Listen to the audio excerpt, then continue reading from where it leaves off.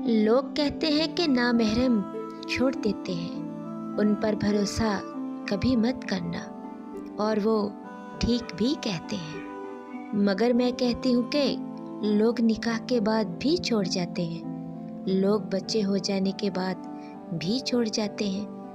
کسی کے پاس کیا گارنٹی ہے کہ لوگ محرم بن کر کبھی نہیں چھوڑتے؟ سوچیے، اگر کوئی چیز ہماری خواہش کے باوجود نہیں ملی تو وہ یقیناً ہمارے حق میں بہتر نہیں ہوگی، اس میں ہمارے رب کی رضا نہیں ہوگی۔ یا اگر کسی کے ناروا سلوک سے ہمارے دل کو ٹھیس پہنچی ہے تو یہ اس شخص کی کم ظرفی ہوگی۔ ہم خود کو محرومیوں کا شکار کیوں کریں؟ ہم خود پر خوشیاں حرام کیوں کریں؟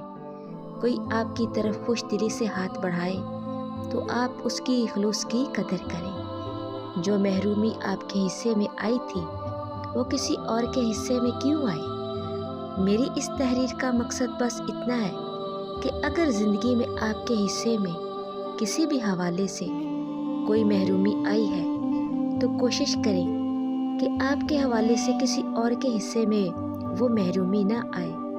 کوئی آپ کی خوشی کا باعث نہیں بن سکا تو کم از کم آپ کسی کی خوشی کا باعث بن جائیں، کسی کے چہرے کی مسکراہٹ آپ بن جائیے۔ خوش رہیں اور خوشیاں بانٹیں ہمیشہ۔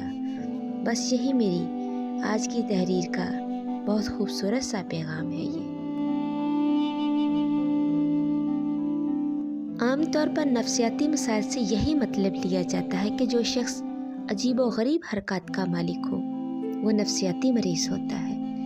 کسی حد تک یہ بات درست بھی ہے، لیکن کیا آپ نے کبھی غور کیا ہے کہ نارمل لوگوں میں بھی کچھ عادات ایسی ہوتی ہیں جو نفسیاتی مسائل کو جنم دیتی ہیں؟ کبھی کبھی ہم کچھ بے معنی اور لا حاصل باتوں کو اپنی انا کا مسئلہ بنا لیتے ہیں اور بڑے فخر اور مستقل مزاجی کے ساتھ اس عادت کو اپنائے ہوئے ہوتے ہیں جو در پردہ ہمیں ایب نارمل ثابت کر رہی ہوتی ہے، لیکن ہم خود کو ایب نارمل نہیں مانتے۔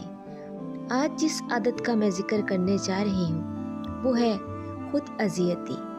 یہ ایک عادت عام طور پر اکثریت میں پائی جاتی ہے۔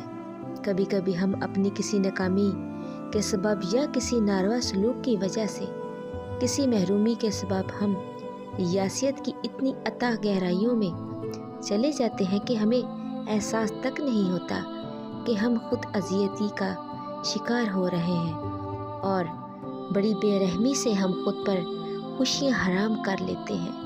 اب ہمیں یہ خوشی حاصل کرنی ہی نہیں، اب یہ کام ہمیں کرنا ہی نہیں، اب اس چیز کی خواہش بھی ہمیں کبھی نہیں کرنی۔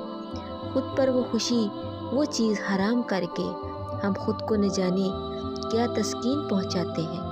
حالانکہ اگر ہم سوچیں تو ہم خود اپنے ہاتھوں سے خود نفسیاتی مریض بنتے جا رہے ہوتے ہیں، اور اس تناسب سے ہم اگر دیکھیں تو ہمارے معاشرے میں نفسیاتی مریضوں کی تعداد بہت زیادہ ہو چکی ہے۔ ازدواجی زندگی میں مرد کی عام کوتاہی۔ سچ تو یہ ہے کہ کسی غیر کو متاثر کرنے کے چکر میں رہنے والا مرد کسی اپنے کو متاثر کرنا ہی نہیں چاہتا، تو ایک دوسرے کے لباس بن جانے والے جوڑے ایک دوسرے کے تن کے قریب ہو بھی جائیں تو پھر بھی من سے قریب نہیں ہو پاتے کہ ان کے درمیان دوریاں بڑھتی چلی جاتی ہیں اور فاصلے ختم ہونے کا نام ہی نہیں لیتے۔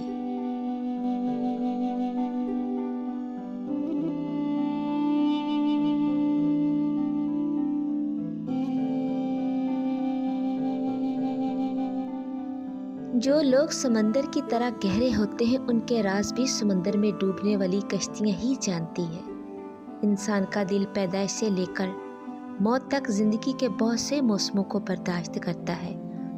یہ انسان کا بہترین رازدار ہوتا ہے، تلخ باتوں رویوں کو اپنی گہرائی میں اتار کر دل کی سطح کو پرسکون رکھتا ہے۔ بعض اوقات حالات اس قدر تلخ ہو جاتے ہیں کہ ہمیں کچھ اچھا نہیں لگتا۔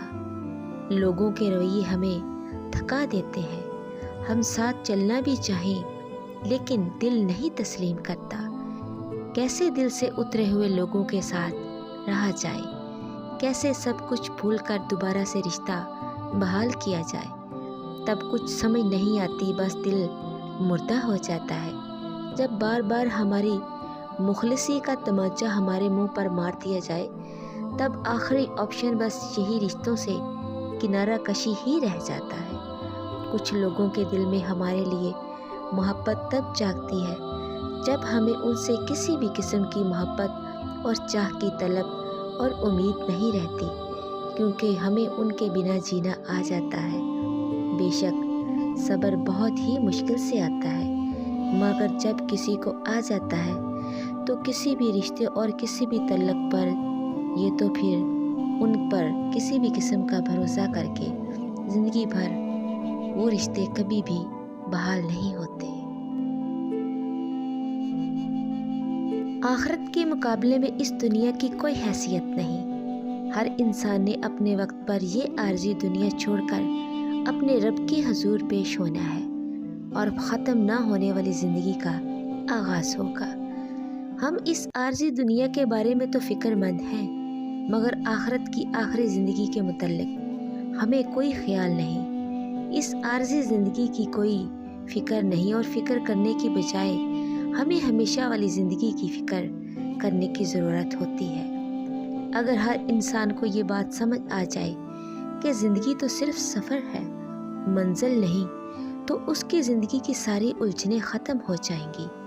خوش رہیں، آباد رہیں، رب العزت صحت کی بادشاہی دے اور کبھی کسی کا محتاج نہ دے۔ بہت ساری دعائیں اور نیک تمنائیں آپ سب کے نام۔ شکریہ، دعاؤں میں یاد رکھیے گا۔ اجازت دیجیے، اللہ حافظ۔